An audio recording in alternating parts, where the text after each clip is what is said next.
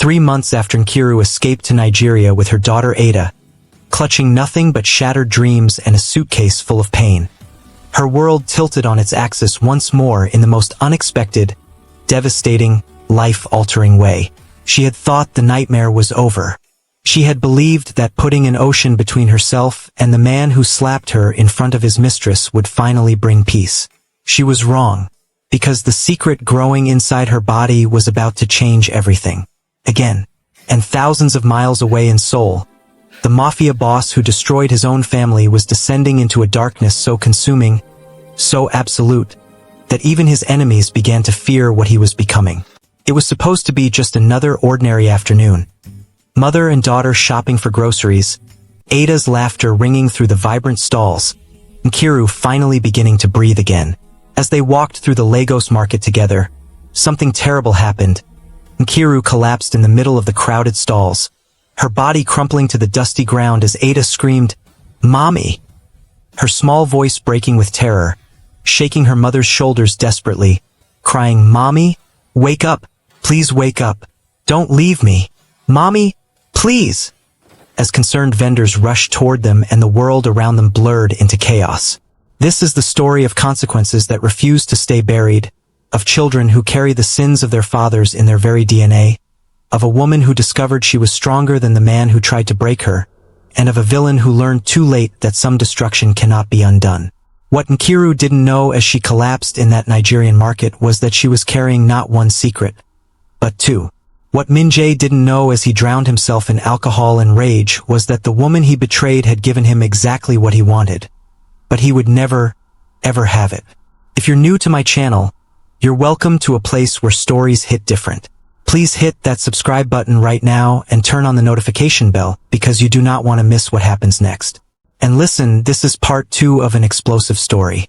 If you haven't watched part 1 yet, pause this video right now and go watch it first. Trust me, you need to know how a mafia boss destroyed his marriage, how a wife vanished with their daughter, and how karma struck on a wedding day.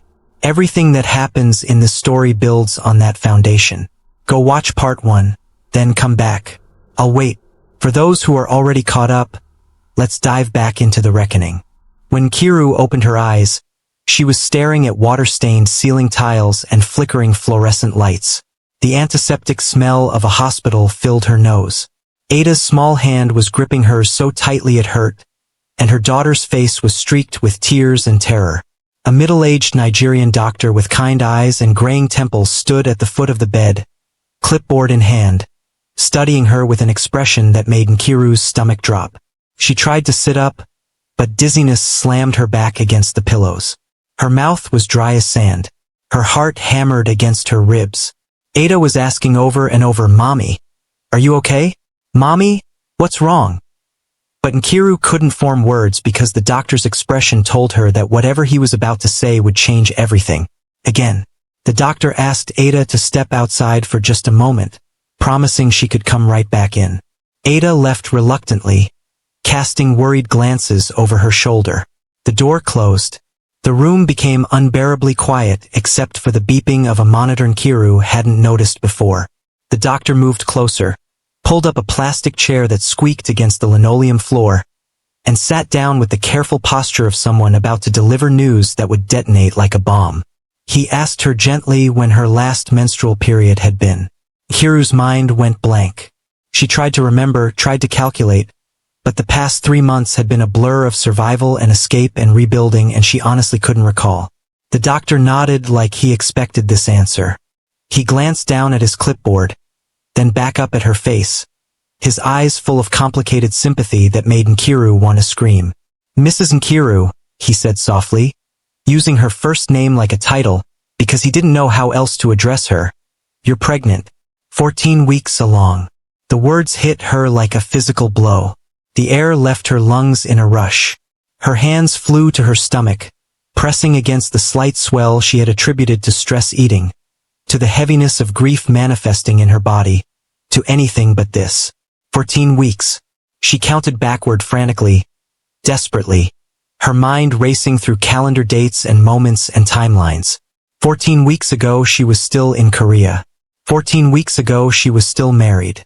14 weeks ago, Min-jae was still sleeping in their bed, still touching her with hands that would soon turn violent, still pretending to be a husband while planning to marry another woman. She was pregnant when he slapped her.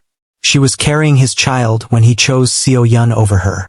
She was bearing his baby in her womb when she walked out of that hotel room, when she packed their suitcases in secret, when she boarded that plane to Lagos with Ada's small hand in hers. She had escaped Korea carrying a piece of the man who destroyed her, and he had no idea.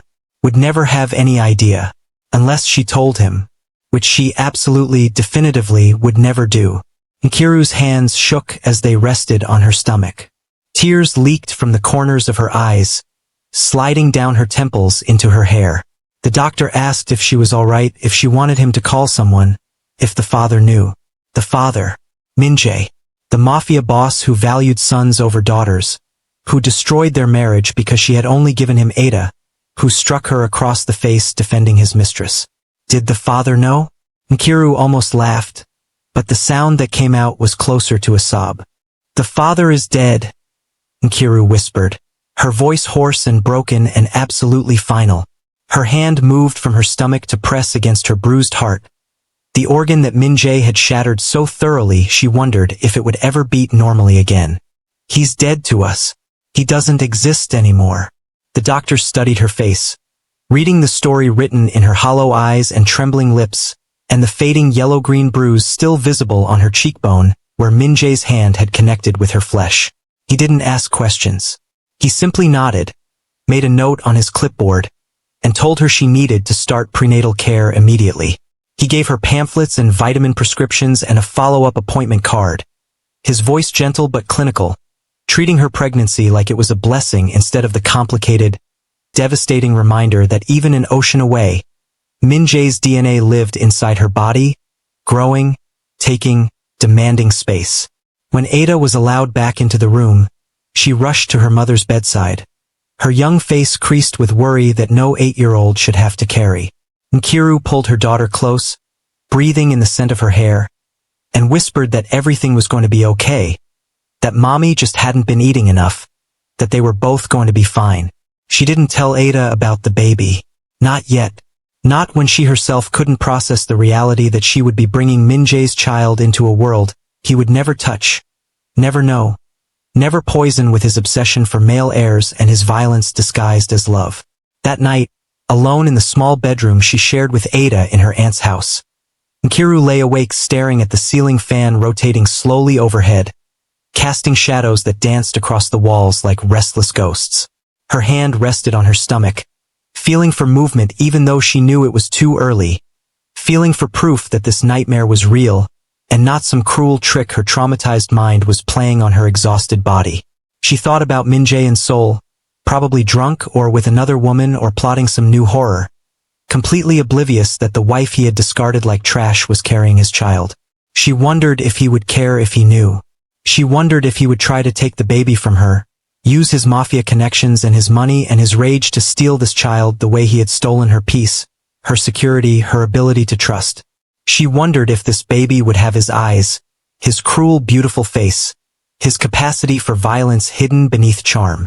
And then she wondered something that made her breath catch and her tears fall faster. She wondered if this baby would be a boy. The son Min-jae had wanted so desperately that he destroyed everything to get one.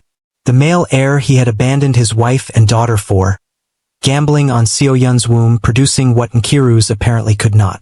What would he do if he knew that Nkiru, the woman he discarded, the wife he deemed insufficient, was carrying his son? Would he come for her? Would he rip this child from her arms the way he had ripped her heart from her chest? Nkiru's hands curled protectively over her stomach, her jaw setting with a determination that hardened into steel. This baby, boy or girl, would be hers. Only hers. Min-jae had surrendered all rights the moment he raised his hand. This child would carry her name, know her love, grow up understanding that family is defined by protection and presence, not by DNA and domination. Meanwhile, 7,000 miles away in Seoul, Min-jae stood in the ruins of what used to be Ada's bedroom, surrounded by destruction he couldn't remember creating. Stuffed animals lay torn apart, their cotton guts spilling across the floor like casualties of war. The small desk where Ada used to draw pictures of their family was overturned, crayons scattered like spent bullet casings. Her bed was stripped bare. The princess sheets Nkiru had bought for her 6th birthday crumpled in a corner where Min-jae had thrown them during one of his blackout rages. The walls still bore the faint outlines of stickers Ada had carefully placed, little stars and butterflies and hearts that she had arranged with such concentrated joy, such innocent belief that her world was safe and her father loved her.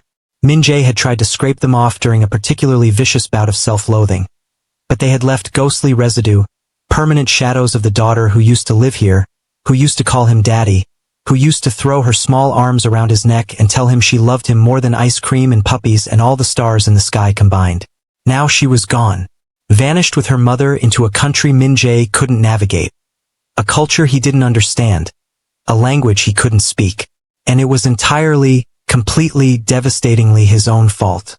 Min-jae's hand shook as he brought the bottle of expensive whiskey to his lips, the amber liquid burning down his throat, but doing nothing to numb the howling void where his family used to exist. 3 months since Nkiru had left.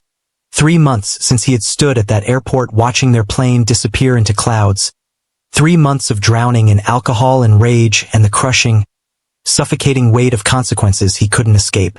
His Mafia business was falling apart. Deals were collapsing because he couldn't focus, couldn't strategize, couldn't care about money or power or territory when his daughter's laugh haunted his dreams, and his wife's devastated face appeared every time he closed his eyes. His second-in-command, a loyal, brutal man named Sung-ho who had been by Min-jae's side for 15 years, had confronted him just yesterday with uncomfortable truths and genuine concern. "Boss, you're destroying yourself," Sung-ho had said, watching Min-jae pour his 4th drink before noon. "You haven't shown up to the last 3 meetings. The Busan crew is talking about moving in on our territory. The Chinese connection is getting nervous. You need to pull yourself together." Min-jae had laughed, the sound hollow and broken and nothing like the confident, commanding tone that used to make men twice his size flinch. He had gestured around his empty penthouse with the whiskey bottle, at the luxury that suddenly felt like a mausoleum, at the floor-to-ceiling windows offering a view of Seoul that meant absolutely nothing without his family to share it with. "Pull myself together?" Min-jae had repeated, his voice cracking on the words like thin ice splintering under pressure. "For what, Sung-ho? For business? For territory? For money?" He had stumbled toward Ada's bedroom door, which he kept closed because he couldn't bear to see the empty space where his daughter's life used to bloom. "I traded my family for a woman who lied to me. I hit my wife for a mistress who never loved me. I destroyed my daughter's childhood because I was obsessed with having a son. Tell me, what exactly should I pull myself together for?" Sung-ho had left without another word, and Min-jae had proceeded to enter Ada's room for the first time in weeks. Whiskey bottle in hand, grief and rage combining into a toxic cocktail that resulted in the destruction now surrounding him. He had torn apart stuffed animals his daughter had named and loved. He had overturned furniture he had assembled himself when Ada was 3, carefully following instructions while she handed him screws and called him the best daddy in the whole world. He had ripped down drawings she had made of their family, stick figures holding hands under a smiling sun, her child's handwriting labeling them mommy, daddy, and me with hearts drawn everywhere. And then he had collapsed in the center of the carnage, surrounded by the physical manifestation of everything he had destroyed, and cried like he hadn't cried since he was a child himself. Great heaving sobs that shook his entire body and brought no relief, no catharsis, only the horrible clarity that he had done this to himself and there was no undoing it, no reset button, no second chance. Now, 3 days after that breakdown, Min-jae stood in the same spot, staring at Ada's torn teddy bear, the one Nkiru had bought when Ada was born, the one his daughter had carried everywhere for 5 years until she finally graduated to keeping it on her bed as a guardian. He picked it up with shaking hands, noting how small it was, how worn the fur had become from being loved so thoroughly, how one button I hung by a thread because Ada used to rub it when she was nervous or scared.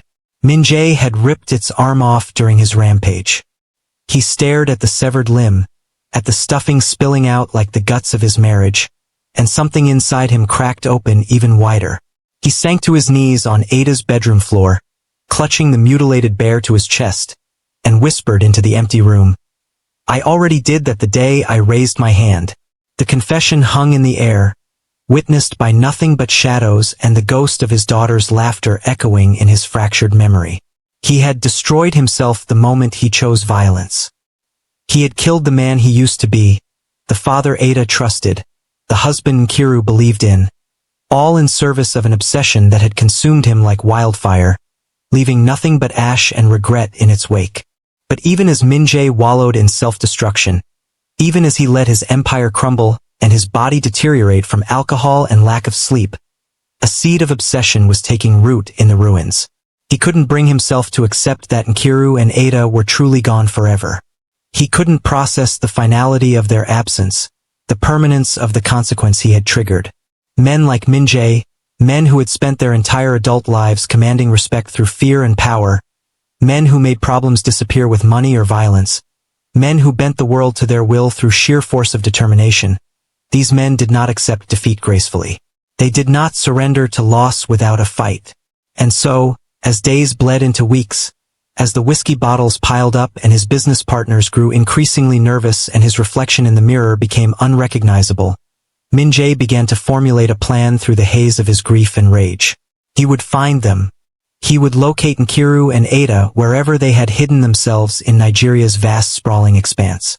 He would prove to them that he had changed, that he regretted everything, that he deserved another chance to be the husband and father they needed. The fact that this plan was delusional, that it ignored every boundary Nkiru had rightfully established, that it demonstrated the same controlling obsession that had destroyed their marriage in the first place, never occurred to Min-jae. Or perhaps it did occur to him, but he chose to ignore it because accepting that some damage is irreparable, that some consequences are permanent, that some people will never forgive you no matter how sincerely you apologize, was more terrifying than continuing to drown in false hope. But before Min-jae could act on his plan to find his missing family, before he could hire investigators or book flights or descend further into the stalking obsession brewing in his alcohol-soaked brain, the universe decided to deliver another blow, another twist of the karmic knife that had already gutted him so thoroughly. Because the woman he had destroyed his marriage for, the mistress he had defended with violence, the woman whose supposed infertility had been her excuse for abandoning him at the altar, was about to reveal herself in a way that would shatter what little remained of Min-jae's already fractured psyche. Seo-yun had never been infertile. Seo-yun had never lost her womb. Seo-yun had lied with calculated precision, using the one excuse she knew would wound Min-jae most deeply, while simultaneously providing her an escape route from a man she had come to recognize as dangerous, unstable, and fundamentally broken. And Min-jae, obsessed with his own narrative of victimhood and loss, obsessed with the son he believed he deserved, obsessed with finding someone to blame for his failures, was about to discover just how thoroughly he had been manipulated by a woman who saw him clearly for exactly what he was and wanted no part of his darkness. The revelation began innocently enough, with a phone call from the private investigator Min-jae had hired months ago to find Seo-yun, to track down the woman who had humiliated him on his wedding day, to demand answers for why she had lied about her fertility and left him standing alone at an altar decorated with flowers that cost more than most people earned in a year. The investigator's name was Park Jin-woo, a former police detective with 25 years of experience and a reputation for finding people who didn't want to be found. Min-jae had hired him with explicit instructions to locate Seo-yun, to discover where she had disappeared to after sending that devastating text message, to uncover the truth about her supposed medical condition. Jin-woo had taken the case with professional detachment, accustomed to tracking down cheating spouses, runaway teenagers, and debtors fleeing their obligations. But what he discovered about Seo-yun made even his weathered cynical heart pause with something resembling pity for his client. Jin-woo arrived at Min-jae's penthouse on a gray Tuesday morning, carrying a manila folder thick with photographs, documents, and surveillance reports. Min-jae answered the door looking like a corpse that hadn't yet realized it was dead. His expensive clothes wrinkled and stained, his hair unwashed and wild, his eyes bloodshot and hollow. The penthouse behind him was a disaster zone of empty bottles, takeout containers, and the general decay that happens when someone stops caring whether they live or die. Jin-woo felt a flicker of concern but pushed it aside. He wasn't paid to care about his client's mental health. He was paid to deliver information. and the information he carried would either destroy Min-jae completely or finally shock him into some kind of action. "I found her," Jin-woo said simply, setting the folder on the coffee table that was buried under debris. Min-jae, who had been staring blankly at nothing in particular, suddenly snapped to attention like a man waking from a nightmare only to discover he's still trapped in one. His hands shook as he reached for the folder, his breath coming faster, his entire body tensing with anticipation and dread and desperate need for answers. Jin-woo watched him flip open the folder, watched his face cycle through confusion, disbelief, shock, and finally soul-crushing devastation as he absorbed the photographs arranged in chronological order like chapters in a book titled How You Were Played for a Fool. The first photo showed Seo-yeon at a park, smiling broadly, looking healthy and radiant and nothing like a woman suffering from medical trauma. The second showed her with a man, Korean, approximately her age, handsome in an unremarkable way, his arm around her waist with casual possessive affection.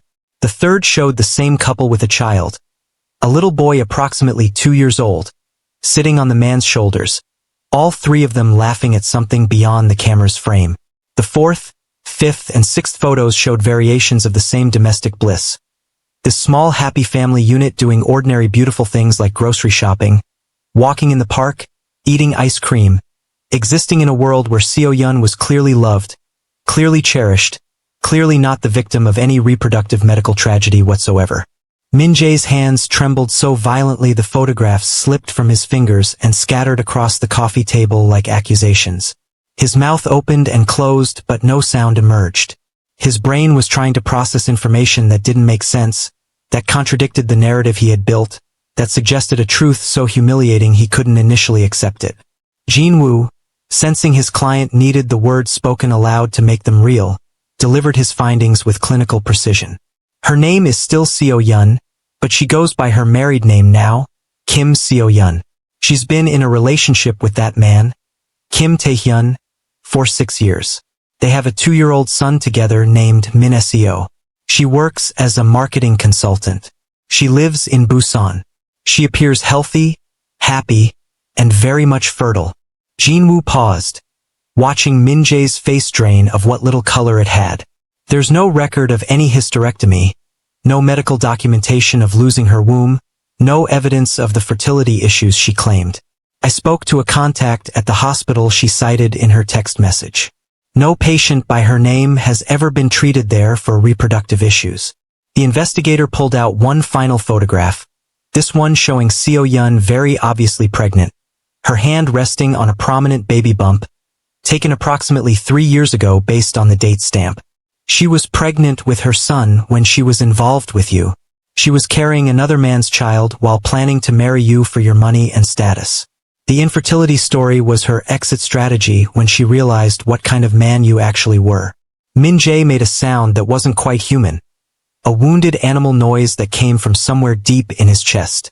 His hands curled into fists, crushing the photographs he had been holding, Seo-yeon's smiling face crumpling beneath his white-knuckled grip. Everything he thought he knew, everything he had believed, every justification he had constructed for his choices, shattered like glass striking concrete. He had destroyed his marriage for a woman who was using him. He had slapped his wife to defend a woman who was carrying another man's baby. He had chosen Seo-yeon over Nkiru, had valued the promise of sons from his mistress's womb over the daughter he already had gambled everything on a lie so obvious, so transparent, so easily discoverable that even his mistress's mistress saw him as a mark, a fool, a means to an end. Seo-yeon had never loved him. Seo-yeon had never intended to give him children. Seo-yeon had been playing a long game, enjoying the luxury and status of being a mafia boss's mistress while maintaining her real relationship on the side. And when Min-jae's violence made it clear he was dangerous, she had crafted the perfect lie to escape, using his own obsession with male heirs as the weapon that would ensure he couldn't follow her, couldn't demand explanations, couldn't force her to stay. "Where is she?" Min-jae finally managed to ask, his voice hoarse and broken and barely above a whisper. "Where in Busan? I need an address." Jin-woo hesitated, his professional instincts warring with genuine concern about what his clearly unstable client might do with that information. Mr. Min, I don't think confronting her is a good idea in your current state, Jinwoo said carefully. His years of investigative work having taught him to recognize when a man was teetering on the edge of doing something catastrophically stupid. You're emotionally compromised. You've been drinking. Whatever you're planning to do, I strongly advise against it. But Min-jae wasn't listening. He was already on his feet, swaying slightly from the sudden movement combined with weeks of malnutrition and excessive alcohol consumption. His eyes had taken on a wild, dangerous quality that made Jinwoo instinctively step back. I paid you to find her. You found her. Now give me the address. Jinwoo recognized that tone, that look, that barely contained violence simmering beneath the surface. He had seen it countless times in his police days, right before someone did something that couldn't be undone. Against his better judgment, knowing he might be facilitating a disaster but also knowing that withholding the information would only make Min-jae more unstable and unpredictable, Jinwoo pulled out a piece of paper with an address written in neat, precise handwriting. She lives here. But Mr. Min, please think about what you're doing. This woman clearly moved on. She has a family. Whatever you're hoping to accomplish by confronting her, I promise you it won't give you the closure you're looking for. Min-jae snatched the paper from Jinwoo's hand, already moving toward his bedroom to find clothes that weren't stained, to attempt to make himself presentable enough to leave the penthouse that had become his prison. Jinwoo gathered his folder, left his invoice on the coffee table knowing it probably wouldn't get paid, and departed with the unsettled feeling that he had just lit a fuse on a bomb that was already unstable. 3 hours later, Min-jae stood across the street from a children's playground in Busan, watching Seo-yeon push her son on a swing while her husband sat on a nearby bench reading something on his phone, occasionally looking up to smile at his family with uncomplicated affection. The afternoon sun painted everything in golden light, making the scene look like something from a commercial for family happiness, for the life Min-jae had thrown away while chasing a fantasy. Seo-yeon looked different from his memories, softer somehow, more genuine, wearing casual jeans and a simple sweater instead of the designer clothes she used to demand he buy her. Her hair was pulled back in a messy ponytail, her face free of the dramatic makeup she had always worn when they were together. She looked like a mother, like a wife, like someone who had found her place in the world and was content to exist there without scheming or manipulation or using her beauty as a weapon. Her son's laughter carried across the playground, pure and joyful and completely oblivious to the broken man watching from the shadows. Min-jae felt something crack open in his chest as he watched this tableau of domestic peace. This family that Seo-yeon had built with another man. This life she had chosen that didn't include him, that had never really included him even when she was sharing his bed and accepting his gifts and pretending to love him. He stepped out from behind the tree that had been concealing him and walked across the street toward the playground, his legs carrying him forward even though his mind screamed that this was a mistake, that confronting her wouldn't change anything, that witnessing her happiness would only deepen his misery. Seo-yeon saw him approaching when he was about 20 feet away. Her body went rigid, her hand tightening on the swing chain, her entire demeanor shifting from relaxed mother to alert prey animal sensing danger. Her husband noticed her reaction and looked up from his phone, his eyes following her gaze to the disheveled, threatening figure advancing toward his family. He stood immediately, moving to place himself between Min-jae and his wife and child, his posture protective and ready despite being smaller and less physically imposing than the Mafia boss who looked like he hadn't slept or eaten properly in weeks. Seo-yeon, Min-jae said, her name coming out ragged and desperate. We need to talk. Seo-yeon lifted her son from the swing and held him against her hip, the child sensing his mother's tension and going quiet, his small face pressing into her neck. She didn't run. She didn't scream. She simply stood there, meeting Min-jae's gaze with cold, steady eyes that held no fear, no guilt, no remorse, only a kind of weary resignation that this confrontation was inevitable and she might as well get it over with. There's nothing to talk about, she said, her voice calm and firm and completely devoid of the breathy, seductive tone she used to use when speaking to him. You need to leave. Now. Her husband moved closer to her side, one hand on his phone ready to call police, the other hand hovering near his wife's back in silent support. Min-jae laughed, the sound bitter and sharp enough to cut. Nothing to talk about? You destroyed my life with a lie and you think there's nothing to talk about. Seo-yun shifted her son to her other hip, the movement automatic and maternal. And when she spoke again, her words were measured and devastating. I didn't destroy your life, Min-jae. You did that all by yourself. She glanced at her husband, who gave her a small nod of encouragement, then looked back at Min-jae with something that might have been pity if it weren't mixed with such profound disdain. You want to know why I lied? You really want the truth. Min-jae's hands clenched into fists at his sides, his entire body vibrating with rage and pain and desperate need for answers that might somehow make sense of his destruction. Yes, tell me why. Tell me why you made me believe you could give me sons when you were carrying another man's child. Tell me why you humiliated me at that altar with lies about losing your womb. Tell me why you used me. Seo-yun's expression hardened, her jaw setting with the kind of resolve that comes from finally speaking a truth that has been waiting too long to be voiced. You want to know why I lied? Because any man who hits his wife for another woman will eventually hit that woman too. I chose my life over your obsession.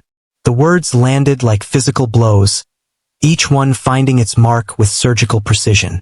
Min-jae staggered back as if she had actually struck him, his face cycling through denial, rage, and the horrible dawning recognition that she was absolutely right. Seo-yun wasn't finished. Now that she had started, now that the dam had broken, the truth came flooding out with the force of water too long contained. I watched you slap Nkiru across the face to defend me, and in that moment I saw exactly what kind of man you are. A man who claims to love but only knows how to control. A man who wants sons not because he loves children but because he sees them as extensions of his own ego, as proof of his virility, as heirs to carry a name that will be forgotten the moment you die. Her son whimpered against her neck, sensing the tension, and she automatically rubbed his back in soothing circles while continuing to eviscerate Min-jae with her words. You didn't love me. You loved the idea of me, the fantasy of a woman who would give you what your wife supposedly couldn't. But I saw through you. I saw the violence simmering under your surface. I saw how you treated the woman who loved you, who gave you a beautiful daughter, who sacrificed everything for your family. And I knew that eventually, when I disappointed you, when I failed to produce your precious male heir fast enough or in the quantity you demanded, you would turn that violence on me too. Her husband stepped closer to her, his hand now resting firmly on her shoulder, his presence a silent declaration that she was not alone, that she was protected, that this broken, dangerous man would have to go through him to get to his family. Seo-yun's voice dropped lower, more intimate, more devastating. So yes, I lied. I told you I couldn't have children because I knew it would hurt you in exactly the place you deserve to be hurt. I used your obsession against you, and I don't regret it for a single second because that lie saved my life. That lie got me away from you before you destroyed me the way you destroyed Nkiru. She shifted her son again, his small hand now gripping her shirt, his eyes wide and watching the strange man who was making his mother use her serious voice. I was already pregnant with Min-jae when I sent you that text. Taehyun and I had been together for years, building a real relationship based on respect and kindness and partnership. You were just a meal ticket, Min-jae. A way to live comfortably while I figured out my real life. And when you showed me who you really were, when you raised your hand to your wife, I knew it was time to get out. The confession hung in the air between them, brutal and honest and completely unrepentant. Min-jae's world tilted on its axis again, reality rearranging itself into a shape he couldn't recognize, couldn't process, couldn't survive. So everything was a lie, he whispered, the words scraping out of his throat like broken glass. Everything. You never loved me. You were never going to marry me. You used me for money while building a life with him. He gestured toward Taehyun with a hand that shook so badly he had to shove it back in his pocket. I destroyed my family for nothing, for a woman who was playing me the entire time, for a fantasy that never existed. Seo-yun's expression didn't soften, didn't show mercy, didn't offer him the comfort of shared guilt or mutual blame. No, Min-jae, you destroyed your family because you chose to. I didn't make you hit Nkiru. I didn't make you value sons over daughters. I didn't make you obsess over male heirs like some feudal lord instead of cherishing the family you already had. Those were your choices, your actions, your consequences. She took a step back, her husband moving with her in perfect synchronization. Their united front creating an impenetrable wall between their family and Min-jae's chaos. Now I'm going to say this once, and I need you to hear me clearly. Leave. Leave this park. Leave Busan. Leave me and my family alone. If you ever approach us again, if you ever threaten us, if you ever come near my son, I will call the police and I will tell them everything. About your business. About your violence. About every illegal thing I witnessed while I was with you. Do you understand? Min-jae stood frozen, his mind struggling to process the totality of his humiliation, the completeness of his defeat. He had come here hoping for what? An apology? An explanation that would somehow make his choices make sense? A confrontation that would give him some measure of power back? Instead, he had received the most devastating truth of all. That even his mistress, the woman he had thrown everything away for, saw him as a monster unworthy of love. I destroyed my family for a woman who was using me, Min-jae repeated, the words hollow and disbelieving, spoken more to himself than to Seo-yeon. His eyes, bloodshot and haunted, finally lifted to meet hers one last time. Nkiru loved me, really loved me, and I threw that away for someone who saw me as a paycheck. For the first time, a flicker of something that might have been sympathy crossed Seo-yeon's face, but it was tempered with the hard truth that sympathy changes nothing, forgives nothing, repairs nothing. Yes, you did, and now you have to live with that. Her final words hit him with the force of a judge's gavel sealing his sentence. No, you destroyed your family because you chose to. I was just the excuse you used. If it hadn't been me, it would have been someone else, something else. Some other justification for the violence and control and obsession that was always inside you. You destroyed your family because that's who you are, Min-jae. And no amount of blaming me or anyone else will change that fundamental truth. She turned away from him then, dismissing him as thoroughly as one dismisses a beggar on the street, and walked back toward the swings where her son had been playing. Her husband remained standing between them for a moment longer, his eyes locked on Min-jae with a warning that needed no words. Then he too turned and followed his family, leaving Min-jae standing alone in the middle of the playground like a ghost no one could see. Min-jae watched them walk away, watched Seo-yeon settle her son back on the swing, watched her husband stand beside her with his hand resting gently on the small of her back, watched them exist in a bubble of family contentment that he would never penetrate, never understand, never deserve. And something inside him, something that had been barely holding together through sheer force of denial and alcohol and rage, finally shattered completely. He turned and walked back to his car, his legs moving automatically while his mind replayed every moment of the conversation. Every devastating truth Seo-yeon had delivered. Every choice he had made that had led him to this moment of standing in a park in Busan being dismissed by the woman he had destroyed his life for. The drive back to Seoul passed in a blur of highways and tunnels, and the oppressive weight of consequences pressing down on his chest until he couldn't breathe properly. When he finally arrived back at his penthouse, he went directly to his liquor cabinet, poured himself a drink with shaking hands, and then another, until the bottle was empty and the room was spinning and the pain in his chest had dulled to a manageable throb instead of the screaming agony that threatened to split him open from the inside. But alcohol couldn't erase what he now knew. Alcohol couldn't rewrite the past or undo his choices or bring back the family he had destroyed.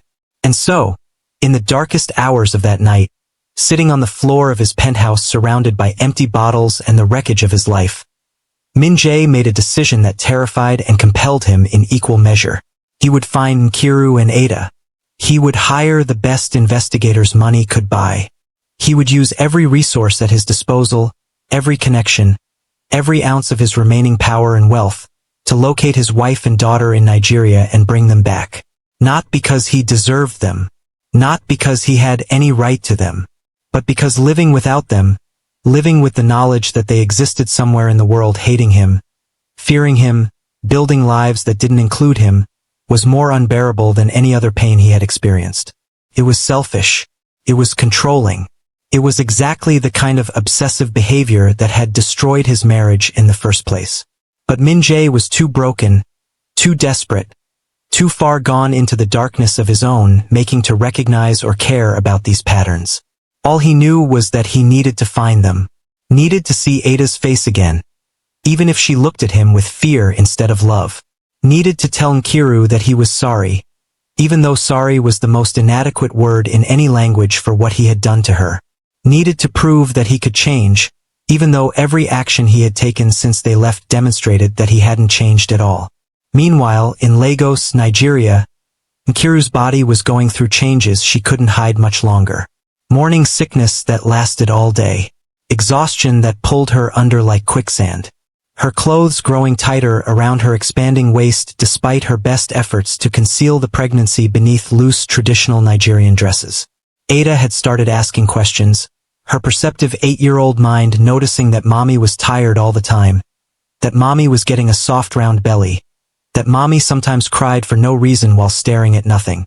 Nkiru knew she needed to tell her daughter the truth, but how do you explain to a child that she's going to be a big sister, that the father who hurt mommy is the same father of the baby growing in mommy's womb, that they would be raising this child without him, that this baby would be both a blessing and a constant reminder of the man who destroyed their family? The conversation happened on a humid evening as they sat on the small concrete porch of her aunt's house, watching neighbors go about their business, listening to the sounds of Lagos life humming around them in a symphony of car horns, street vendors, and children playing in dusty yards. Ada, baby, mommy needs to tell you something important, Nkiru began, her hands twisting nervously in her lap. Ada looked up from the book she was reading, her mixed features so beautiful in the golden evening light. Her hair in neat braids her great-aunt had done that morning, her eyes still carrying shadows that shouldn't exist in a child's gaze. Am I in trouble? Ada asked, her automatic response when adults used that serious tone, conditioned by months of witnessing fights and tension before they fled Korea. No, sweetheart, you're not in trouble. You're never in trouble. This is about mommy. Nkiru took a deep breath, reaching out to take her daughter's small hand in both of hers. Mommy is going to have a baby. You're going to be a big sister. Ada's eyes went wide, her mouth forming a perfect O of surprise. For a moment she just stared, processing, and then the question Nkiru had been dreading spilled out with heartbreaking directness. Is it Daddy's baby? Nkiru's throat closed up, tears pressing hot behind her eyes. She wanted to lie, wanted to say it was someone else's, wanted to spare Ada the confusion and pain of this truth. But she had promised herself when they fled Korea that she would never lie to her daughter again. That honesty, even when it hurt, was the foundation they would build their new life upon. Yes, she whispered, her voice breaking. It's Daddy's baby. Mommy was already pregnant when we left Korea. I didn't know yet. The baby was too small to know about. But now the baby is growing and soon you'll have a little brother or sister. Ada's face went through a rapid succession of emotions. Confusion, sadness, anger, and finally a kind of resigned acceptance that was far too mature for her years. Will Daddy come to see the baby? She asked quietly. Will he try to take the baby away like he tried to take you away from me? The question revealed how much Ada understood, how much she had absorbed from adult conversations she wasn't supposed to hear, from the terror of that night in the hotel, from the hurried escape and the constant looking over their shoulders even now in Lagos. Nkiru pulled her daughter close, holding her tight against her chest, breathing in the scent of her hair and the innocence that still clung to her despite everything she had witnessed. Daddy doesn't know about the baby, Nkiru said firmly, her voice steady despite the tears sliding down her cheeks. And he's never going to know. This baby is ours, Ada. Mine and yours. We're going to love this baby together, and we're going to protect this baby together. And Daddy will never be part of this baby's life because he gave up that right when he hurt us. Ada pulled back slightly to look up at her mother's face, her young eyes searching for reassurance, for safety, for the promise that the nightmare they had fled was truly over. But what if he finds us? She whispered, voicing the fear that lived in both their hearts like a constant shadow. What if he comes to Nigeria and tries to take the baby? Nkiru cupped her daughter's face in both hands, looking directly into her eyes with all the fierce protective love that motherhood had carved into her soul. Then Mommy will fight him, and Mommy will win, because you and this baby are mine, and no one, not Daddy, not anyone, will ever hurt my children again. Do you believe me? Ada nodded slowly, wanting desperately to believe, to trust that her mother's love was strong enough to keep them safe from the man who had once been her hero and was now the monster in her nightmares. They sat together on that porch as the sun set over Lagos, painting the sky in shades of orange and purple and red. A mother and daughter and an unborn baby. 3 souls bound together by survival and love, and the determination to build something beautiful from the ashes of what had been destroyed. 9 months is both an eternity and an instant. 9 months of Nkiru's body transforming, of morning sickness giving way to the subtle flutter of movement inside her womb, of Ada placing her small hand on her mother's growing belly and whispering hello to her sibling, of preparing a tiny space in their small room for a cradle and baby clothes bought from Lagos markets. 9 months of Min-jae descending further into obsession and self-destruction in Seoul, of him hiring private investigators and draining his bank accounts and making desperate phone calls to anyone who might have information about Nigerian immigration records. 9 months of 2 parallel lives spinning on separate axes, connected by invisible threads of DNA and consequence, counting down to a moment that would change everything again. When Nkiru went into labor on a sweltering Lagos afternoon, the pain arrived with sudden violent intensity that sent her doubling over in her aunt's small kitchen, water breaking and soaking her dress, contractions ripping through her body with a force that stole her breath and her ability to stand. Ada, now 9 years old and far too familiar with crisis, ran to get their aunt while Nkiru gripped the kitchen counter and tried to remember how to breathe through the agony. The taxi ride to the hospital was a blur of bumpy roads and Ada's small hand holding hers tight and her aunt shouting at the driver to go faster while Nkiru tried not to scream, tried not to push, tried to hold on until they could reach medical help. The hospital in Lagos was nothing like the sterile modern facility where Ada had been born in Seoul. It was crowded and loud and understaffed, with flickering fluorescent lights and peeling paint and the smell of disinfectant barely masking other less pleasant odors. But the nurses were kind and efficient, moving Nkiru into a delivery room and checking her progress with gentle competent hands, telling her she was doing beautifully, that the baby was coming fast, that she needed to breathe and push and trust her body knew what to do. 16 hours. 16 hours of pain so intense it rewrote Nkiru's understanding of what her body could endure. 16 hours of Ada waiting outside with her great aunt, terrified that she was losing her mother the way she had already lost her father. 16 hours of Nkiru's mind cycling between the present agony and memories of Ada's birth. When Min-jae had held her hand and whispered encouragement, and cried when their daughter emerged into the world. Back when he was still capable of love that didn't come with conditions and demands. And then, when Nkiru thought she couldn't survive another minute, when her body felt like it was being torn apart from the inside, when she was screaming prayers and curses in equal measure, the first baby emerged in a rush of fluid and relief and the shocked gasps of the medical team. "It's a boy," the doctor announced, holding up the tiny wriggling creature covered in vernix and blood, his lungs already screaming his arrival into the world with impressive volume. A boy, a son, the thing Min-jae had destroyed their marriage for. Nkiru started to laugh through her tears, started to reach for her baby, started to feel something that might have been triumph or irony or the universe's twisted sense of justice. But before the doctor could place the baby on her chest, before she could hold the son Min-jae would never know existed, another contraction ripped through her body with renewed vicious intensity. The medical team froze, exchanging glances, the doctor's hands moving back between her legs to check what shouldn't be happening. "There's another one," the doctor said, his voice carrying surprise and urgency in equal measure. "Twins. You're having twins." The words didn't make sense. Nkiru's exhausted, pain-flooded brain couldn't process this information. Twins? How had no one known? How had the prenatal checkups missed this? The doctor was already explaining something about the second baby being hidden behind the first, about limited ultrasound equipment in their clinic, about twins sometimes surprising everyone. But Nkiru couldn't focus on his words because another wave of pain was cresting and she was pushing again, her body taking over where her mind had shut down, and then suddenly there was a second cry joining the first, another tiny voice announcing its presence. Another life she had carried without knowing. Another piece of Min-jae that she would raise without him. "Another boy," the doctor said, his smile wide and genuine despite the chaos. "Twin boys. Congratulations, Mama." The nurses cleaned and wrapped both babies, placed them on Nkiru's chest. These two perfect tiny humans who looked exactly alike. Their small faces scrunched and red and absolutely beautiful.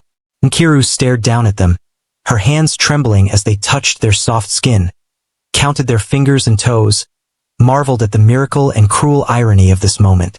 Min-jae had wanted sons, had obsessed over sons, had destroyed his marriage, slapped his wife, abandoned his daughter, all in pursuit of male heirs to carry his precious name. And now Nkiru, the woman he had deemed insufficient, the wife he had discarded like garbage, had given birth to not one son but two. Twin boys who would grow up carrying her name, knowing her love, raised by her strength and determination and the fierce protective instinct that he had tried to break but had only made stronger. The irony was so profound, so cosmically perfect, that Nkiru couldn't tell if she was laughing or crying or both, as she held these babies against her chest and whispered promises that they would never know violence, never know conditional love, never know a father who valued them only for their gender. Ada was brought in to meet her brothers, her eyes going wide with wonder as she approached the bed carefully, reverently, like she was approaching something sacred. "Mommy, they're so tiny," she breathed, reaching out one finger to touch the closest baby's hand.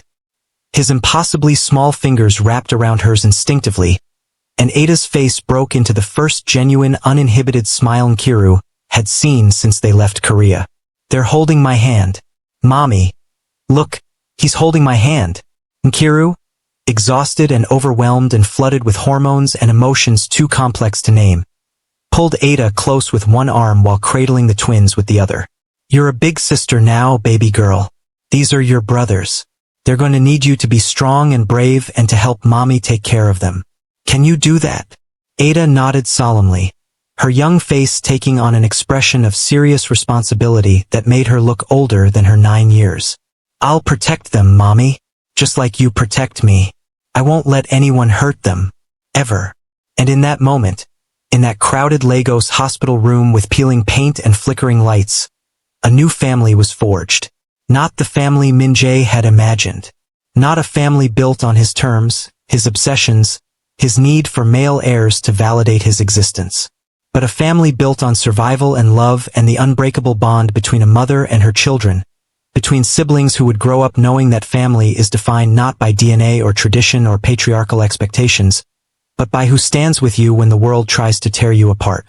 Nkiru named her sons Chijiok and Chukwemeka, strong Igbo names that anchored them to her heritage, to Nigeria, to a lineage that had nothing to do with Korean mafia bosses or obsessions with male heirs. Chijiok, meaning God gives talent. Chukwemeka, meaning God has done something great. Names that were prayers, declarations, shields against a father who would never know them, never shape them, never poison them with his toxic values. The twins would carry her father's surname, not Min-jae's. They would learn Igbo and English, not Korean.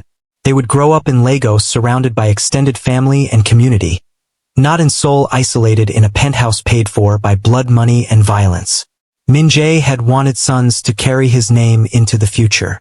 Instead, Nkiru had erased him from his own children's existence so completely it was as if he had never been born. 2 years passed. 2 years of Nkiru learning to mother 3 children essentially alone, though her aunt and the broader Lagos community helped when they could. 2 years of Ada growing from a traumatized 9-year-old into a resilient 11-year-old who took her role as big sister with fierce seriousness, helping change diapers and prepare bottles and rock her brothers to sleep when they cried. 2 years of the twins transforming from tiny helpless infants into toddlers with distinct personalities. Chijiok quiet and observant, Chukwemeka loud and adventurous, both of them looking so much like Min-jae it sometimes hurt Nkiru to see their faces, to recognize his features replicated in miniature on these innocent children who deserved better than the legacy of violence and obsession written in their DNA. 2 years of Min-jae's descent into complete obsession, of him burning through investigators and money and what remained of his reputation trying to find them. And then, finally, a breakthrough. The investigator's name was Kwon Sang-woo, and he was the 5th private detective Min-jae had hired in 2 years, each previous one having failed to locate Nkiru in Nigeria's vast complex sprawling population of over 200 million people. But Sang-woo was different, more thorough, more patient, more willing to spend months cultivating contacts in Lagos, bribing immigration officials, cross-referencing hospital records and school enrollment databases. And his patience paid off when a contact at a Lagos immigration center flagged a name. Nkiru Okafor, Nigerian national, returning from Korea 2 years prior with one dependent child, current address listed in a middle-class Lagos neighborhood. Sang-woo spent 3 weeks surveilling the address, confirming identity, documenting daily routines. And what he discovered made him pause before calling his client, made him question whether he should reveal this information at all, made him wonder if some secrets are meant to stay buried. Because Nkiru wasn't alone. She had 3 children now. 3. Ada, who Sang-woo recognized from the old photos Min-jae had provided, and 2 toddler boys, approximately 2 years old, who looked so much like Min-jae it was impossible to miss the resemblance even from surveillance photos taken across the street with a telephoto lens. The investigator sat in his Lagos hotel room, staring at the photographs spread across his bed, doing the math that Min-jae would inevitably do the moment he saw these images. If the twins were approximately 2 years old, that meant they were born roughly 9 months after Nkiru fled Korea, which meant she was pregnant when she left, which meant Min-jae had hit his pregnant wife, which meant the male heirs he had destroyed his family for existed, had been born or being raised by the woman he had discarded, in a country he couldn't navigate, carrying names he didn't give them, growing up without any knowledge that their biological father existed. Sang-woo poured himself a drink from the minibar, his hand shaking slightly as he lifted the glass to his lips. He had been a private investigator for 20 years, had seen every permutation of human drama and consequence, but this particular twist of fate felt almost too perfect, too cosmically cruel to be real. He picked up his phone, stared at Min-jae's number in his contacts, and wondered what would happen when he delivered this news. Would Min-jae break completely? Would he fly to Nigeria and do something catastrophic? Would knowing that his sons existed but were forever beyond his reach finally force him to confront the enormity of his choices? Sang-woo didn't know. But he was being paid to find them, and he had found them, so he dialed the number and waited for Min-jae to answer, preparing himself to deliver information that would either destroy his client completely or ignite an obsession even more dangerous than what had come before. The phone rang 3 times before Min-jae's voice, rough and hollow and barely recognizable, answered. Did you find them? No greeting, no preamble, just the question that had consumed every waking moment for 2 years. Sang-woo took a breath, steadying himself for what he was about to unleash. Yes, I found them. They're in Lagos. I have an address, photographs, everything you asked for. But Mr. Min, there's something you need to know before I send you this information. The silence on the other end was absolute, weighted with anticipation and dread. What? Min-jae finally asked, his voice dropping to something barely above a whisper. She has 3 children now. Your daughter Ada, who's 11, and twin boys. They're approximately 2 years old. The silence stretched so long that Sang-woo thought the connection had dropped. Then he heard it. A sound that wasn't quite a sob and wasn't quite a gasp. Something raw and broken that confirmed what the investigator had suspected. Min-jae understood immediately. Understood the timeline, the implications, the devastating truth that his wife had been pregnant with his sons when he struck her, when he chose Seo-yeon over her, when he stood at that airport watching their plane disappear carrying not just his daughter but the male heirs he had sacrificed everything to obtain. Send me everything, Min-jae said, his voice shaking so badly the words were almost unintelligible. Every photograph, the address, their routines, everything. Sang-woo sent the files and watched his bank account register the final payment, feeling like Judas counting his 30 pieces of silver. Within 24 hours, Min-jae was on a plane to Lagos. He sat in the first-class cabin of the Lagos-bound flight, his face pressed against the cold window, watching Seoul disappear beneath clouds that looked like the fog consuming his mind fractured between desperate hope and the horrible certainty that finding his family wouldn't give him what he truly wanted, which was forgiveness, restoration, a chance to undo the irreversible. 37,000 feet above the earth, suspended between the life he had destroyed and the confrontation that would either restore everything or annihilate what little remained of his sanity. He couldn't stop the questions tearing through his mind like bullets. Would Nkiru even look at him? Or would her eyes slide past him like he was already a ghost, already dead, already erased from her story? Would his sons recognize something in his face, some biological whisper that said, "Father"? Or would they see only a stranger, a threat, a monster their mother had warned them about in whispers they weren't supposed to hear? Would Ada forgive him for the years stolen, for the childhood shattered, for being the kind of father daughters spend their whole lives recovering from? And the question that made his hands shake against the armrest, the question that squeezed his chest until he couldn't breathe. What if stopping this wedding didn't prove he had changed, but instead proved he never would? What if he was about to become the villain in his own story one final, irreversible time? What do you think is going to happen when he arrives in Lagos? If you were Nkiru, would you accept him back after everything he did?